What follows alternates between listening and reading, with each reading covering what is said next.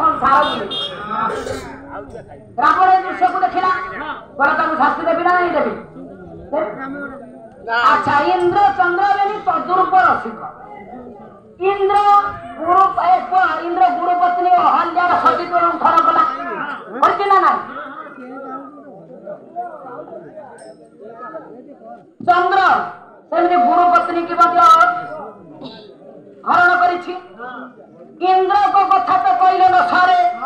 अच्छा त्रिपुर राजा हैला रावण तेणु तांको शास्ति देवा दरकार थिला तले एमानकु केउ कार्य नियुक्ति कली ब्रह्मा नीति ब्रह्मा को आदेश देछि रावण कोन करिवो बापा ता राजउआसरे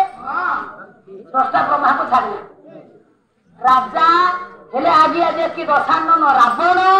बोला त्रिपुर जेणु मु राजा त्रिपुर को जेणु मु जय करी तेणु मोर राजत्व शासन काल जी भूल कर छाड़ी